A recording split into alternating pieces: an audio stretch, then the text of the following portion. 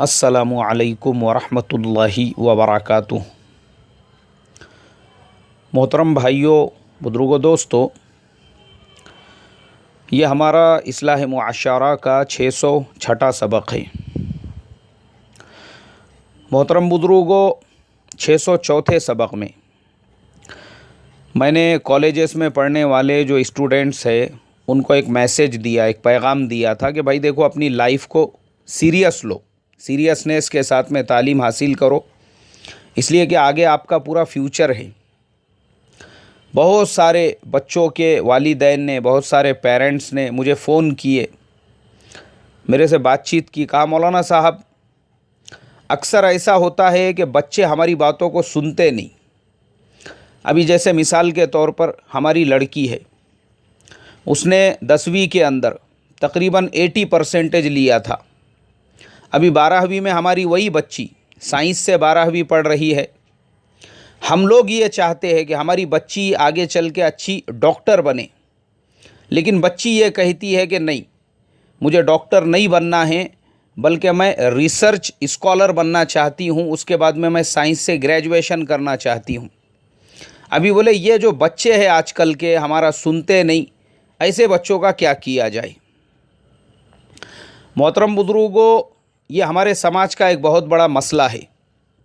बच्चे पूरे कॉन्फिडेंस के साथ में, पूरी मेहनत के साथ में वो 10वीं पास कर लेते हैं, 12वीं पास कर लेते हैं, लेकिन 12वीं का रिज़ल्ट आने के बाद अब माँ बाप कन्फ्यूज़न का शिकार, बच्चे कन्फ्यूज़न का शिकार कि भाई आगे हमको क्या करना है। और हमारे समाज में मैंने देखा हूँ, मुस्लिम समाज में बहुत सारे बच्चों की जो ज़िंदगियाँ बर्बाद हो गई, वो इसके उसके मशवरे में और इसका उसका मान रखने के चक्कर में।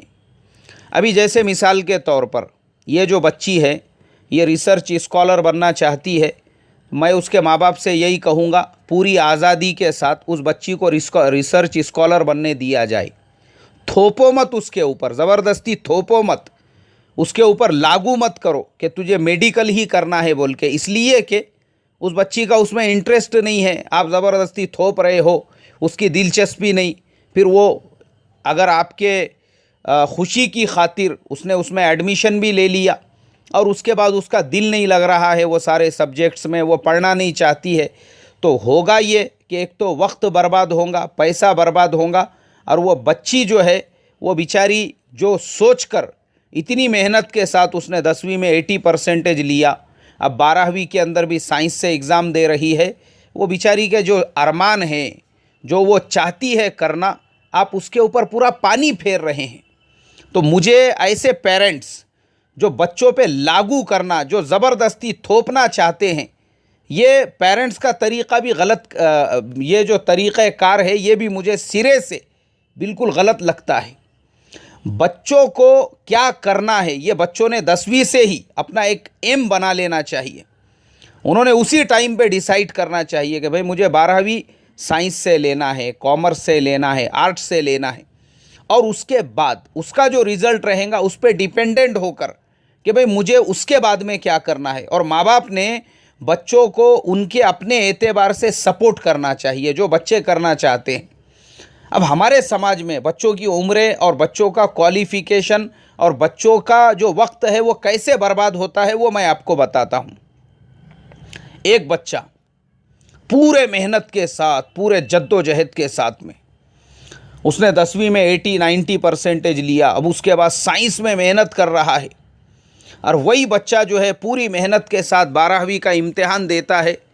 अब उसके बाद में उस बच्चे को 65 या फिर 70% आ जाता है। अब माँ बाप परेशान, क्योंकि वालिदैन ये चाहते थे कि भाई बच्चे का मेडिकल के लिए नंबर लगाना, लेकिन उसका इधर 65 और 70% आया है, अब क्या करना चाहिए। और बच्चा ये चाहता है कि भाई मैं इंजीनियरिंग में एडमिशन ले लूँ, माँ बाप ये चाहते हैं कि बच्चे ने मेडिकल में एडमिशन लेना चाहिए। तो बच्चा अगर इंजीनियरिंग करना चाह रहा है, उसको इंजीनियरिंग कराओ। अब बहुत सारे माँ बाप, मैंने ऐसे भी देखा हूँ, उस बच्चे ने 12वीं में 65 और 70% लिया और फिर माँ बाप ने उसको ड्रॉप कर दिए, बोले बेटा अगले साल वापस से 12वीं का इम्तिहान देना। अब उसका 1 साल बर्बाद करके वो पूरा साल उसको 12वीं की तैयारी करा रहे हैं, अब अगले साल उसने जब 12वीं का इम्तिहान दिया तो पता चला कि पहले साल से भी कम परसेंटेज आया। तो ये कैसा है, डेढ़ शानापन है ये, इसको डेढ़ शानापन बोलते। और ऐसे जितने भी डेढ़ शाने रहते ना, वो कभी भी याद रखना, जिस तरीक़े से सक्सेस होना चाहिए था वैसा सक्सेस नहीं होते। ये बच्चों का वक्त बर्बाद करना, उनकी एनर्जी बर्बाद करना और अपना पैसा बर्बाद करना है। फिर उसके बाद अगर कोई बच्चा टैलेंटेड है, मान लो वो 80-85% लेता है, 90% लेता है, अब मशवरे देने वाले 50 पैदा हो जाते हैं। गली में एक खान साहब रहते थे, उन्होंने आके माशाअल्लाह आपके घर पे, सालों कभी आपको मिलेंगे नहीं, लेकिन जैसी आपके बच्चे का परसेंटेज 80-85 आ गया, वो भी आपके घर पे तशरीफ़ लाएंगे, चाय वाय पिएंगे और फुकट का एडवाइस। माशाअल्लाह माशाअल्लाह, बच्चे को इसको एंट्रेंस का एग्ज़ाम देने लगाओ और इसको MBBS में एडमिशन दिला दो। हाँ, मेरा मशवरा यही है। उसके बाद में आपके गली में कोई दूसरे सैयद साहब रहते होंगे, वो भी सालों कभी आपको मिलेंगे नहीं, अब ऐसे टाइम पे वो भी आपको मशवरा देंगे। माशाअल्लाह बच्चे ने अच्छा परसेंटेज लिया, इसको क्या करो तुम, इसको तुम मेरे हिसाब से एग्रीकल्चर यूनिवर्सिटी में डाल दो। माशाअल्लाह बच्चा अच्छा टैलेंटेड है, BTech MTech ये अच्छा करेगा और इससे जो है ना आगे चल के फ्यूचर इसका ब्राइट होगा। तीसरे कोई शेख साहब है महल्ले के, वो भी कोई इंजीनियर डॉक्टर साहब होंगे, सालों तक कभी आपको मिलेंगे नहीं, लेकिन जैसी आपके बच्चे का परसेंटेज आ गया 80-85%, अब वो भी आए मुलाकात के लिए, उन्होंने एक एडवाइस दे दिए, उन्होंने एक मशवरा दे दिए, बोले देखो एक काम करो, ये बच्चे को 12वीं के बाद में जो है ना, मेरा मशवरा ऐसा है ना, इसको तुम आगे का जो इंजीनियरिंग डॉक्टर मेडिकल है उसके चक्कर में पड़ो ही मत, इसको तुम डायरेक्ट जो है ना BSc करने लगाओ, उसके बाद आगे अपन देखते रहेंगे। अब फिर उसके बाद में जो स्कूल में पढ़ता था, जो कॉलेज में पढ़ता था, वहाँ के टीचर्स आए मिलने के लिए। हाँ माशाअल्लाह बच्चा बहुत टैलेंटेड है, हमारा मशवरा ऐसा है ना, अभी इसको ये कोर्स कराओ। अब क्या हो रहा है, एक बच्चा है बेचारा, लाइफ उसकी है, मेहनत उसने किया, परसेंटेज उसने लिया, और उसके बारे में डिसाइड करने वाले कौन, महल्ले के खान साहब, महल्ले के सैयद साहब, महल्ले के शेख साहब, उसके स्कूल के टीचर्स, उसके पेरेंट्स। और वो खड़ा हुआ है चुपचाप पुतले के जैसा, वो कुछ बोल ही नहीं रहा है। क्यों? बेचारे को मौका ही नहीं दे रहे बोलने का। अब जब उसको मौका नहीं मिलेगा, उसकी लाइफ है, उसको पढ़ना है, अरे उसको उसके हिसाब से करने दो, उससे मशवरा लो, भाई तुझे क्या करना है, तुझे इंटरेस्ट काय में है।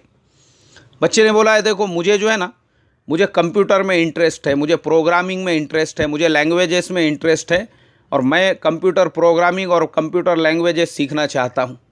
अरे बेटा ये सब कोर्सेस कौन करते, जिनका परसेंटेज कम रहता। तुम इतना परसेंटेज लेने के बाद में अगर ये करना चाहते हो BCA और MCA, ये तुम्हारी लाइन नहीं है। अब उसको समझाया जा रहा है। अब वो बच्चा बोल रहा है नहीं मुझे इंटरेस्ट तो प्रोग्रामिंग में ही है। अब यहाँ पे उसके ऊपर थोपा जा रहा है, बेटा तुमने खान साहब की बात सुने नहीं, खान साहब ने क्या बोले, खान साहब को अगर पता चलेगा कि तुमने BCA में एडमिशन लिए, कितना बुरा लगेगा उनको। सैयद साहब की बात सुने नहीं तुमने, शेख साहब की बात सुने नहीं तुमने, इतने माने हुए अपने महल्ले के रिका में काम धंधे नहीं रहते, दिन भर अपना चबूतरे पे पेपर पढ़ते बैठे हुए रहते, फुकट में एडवाइस बांटते रहते पूरे गांव को। ऐसे लोगों की बात तुमने ठुकरा दी है, कितना बुरा लगेगा उनको। यानी देखो लाइफ वो बच्चे की है, वो बच्चा BCA करना चाह रहा है और माँ बाप थोप रहे, खान साहब की क्या ख्वाहिश है, सैयद साहब की क्या ख्वाहिश है, तुम्हारे खालू की क्या ख्वाहिश है, तुम्हारे मामू क्या चाहते, तुम्हारा फुलाना चचेरा भाई, मुमेरा भाई, ताहिरा भाई, तुम्हारा दूर का रिश्तेदार, ये सब फुकट में जो एडवाइस देने वाले हैं ये क्या चाहते, वो ज़बरदस्ती थोपा जा रहा है और वो बच्चा मानने को तैयार नहीं। अब उसमें क्या होता है वो भी मैं आपको बताता हूँ, ये भी सब तजुर्बात की रोशनी में। डेट चले गई, सब लाइनों की डेट चली गई, कॉलेजेस की डेट ख़त्म हो गई, उसके बाद में यूनिवर्सिटी में BSc में एडमिशन कराना था उसकी भी डेट चले गई, BCA कराना था उसकी भी डेट, सबकी डेट। क्यों? क्योंकि अभी मशवरा ही ख़त्म नहीं हुआ। कभी खान साहब जो है वो आके टपक रहे हैं, कभी सैयद साहब आके फुकट का मशवरा दे रहे हैं, कभी शेख साहब आके मुंह मार रहे हैं बीच के अंदर। हर एक आकर अपने अपने नॉलेजेस जो है वो शेयर कर रहा है, और ये नॉलेजेस और ये मशवरे और ये राय और इसका और उसका और सबका सुन के चलने के चक्कर में वो बच्चा जो करना चाहता था उसकी भी डेट ख़त्म हो गई। मैं आपको बताता हूँ, आज का ज़माना ये ऑनलाइन का ज़माना है।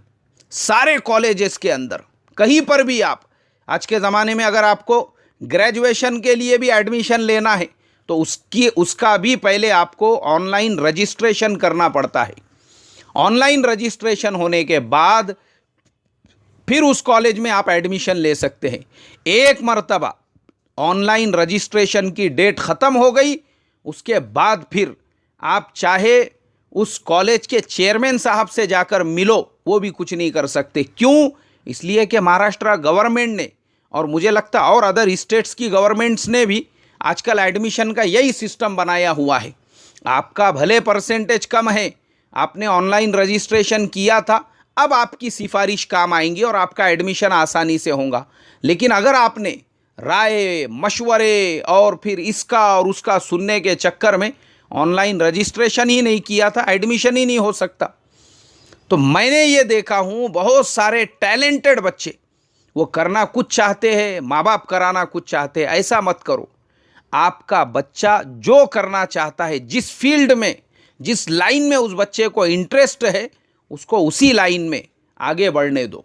और अभी से डिसाइड करो 11वीं 12वीं और 10वीं के पीरियड में कि 12वीं के बाद फौरन आपको क्या करना है। इसलिए कि 12वीं का रिजल्ट हाथ में आते ही आप जिस फैकल्टी के अंदर एडमिशन लेंगे, जिसका रजिस्ट्रेशन फॉर्म जल्दी से भर दोगे, आपका एडमिशन वहाँ पे आसानी से होगा।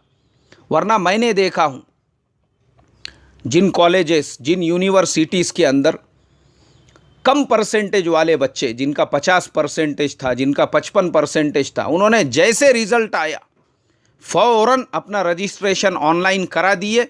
माशाअल्लाह उसके बाद में उन नामवर यूनिवर्सिटीज़ और कॉलेजेस के अंदर उनका एडमिशन हो गया।